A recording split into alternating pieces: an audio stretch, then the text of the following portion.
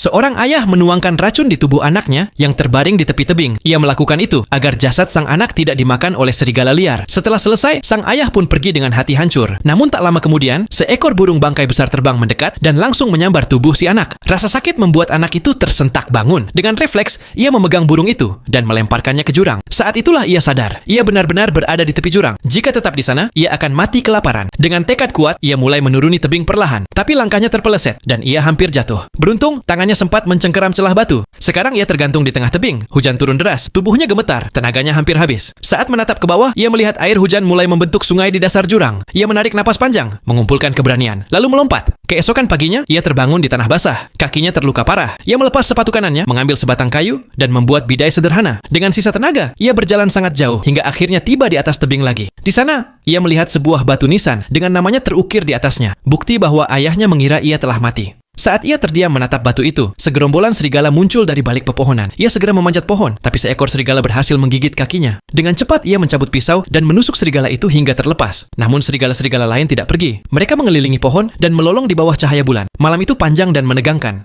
Keesokan harinya, kawanan itu pergi, meninggalkan seekor serigala abu-abu yang terluka. Anak itu membuat tombak, bersiap untuk menghabisinya. Tapi ketika melihat betapa lemah dan menderitanya serigala itu, hatinya luluh. Ia malah mengikat moncong serigala itu dengan tali dan membawanya ke sebuah gua. Ia membaringkannya di lantai batu, lalu tertidur. Pagi-pagi sekali, ketika ia bangun, serigala itu sudah berhasil melepaskan ikatannya. Namun alih-alih menyerang, ia hanya menatap. Anak itu mengambil mangkuk kecil berisi air dan menyodorkannya perlahan. Serigala itu pun meminumnya. Melihat hal itu, anak itu tersenyum. Hari itu ia pergi berburu dan berhasil menangkap seekor kelinci. Ia menumbuknya dengan batu, menyalakan api dengan menggosok kayu, dan akhirnya bisa makan untuk pertama kalinya sejak lama. Serigala abu-abu di sampingnya menatap daging itu dengan lapar. Anak itu berkata pelan, "Kalau kamu mau makan, kamu harus bersikap baik." Tak disangka, serigala itu menundukkan kepala, seolah mengerti. Jangan lupa bantu subscribe ya guys, biar tidak ketinggalan film dramatis ini.